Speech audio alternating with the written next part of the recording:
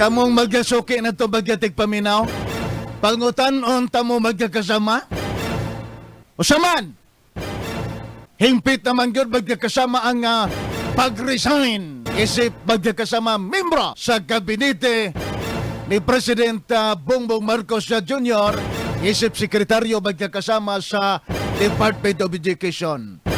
Karon, kisa ba'y gusto ninyo magkakasama nga ipuloy ni Inday Sara Duterte? Okay ra ba mo nga ang pilion ni President Bongbong Marcos sa politiko gyapon?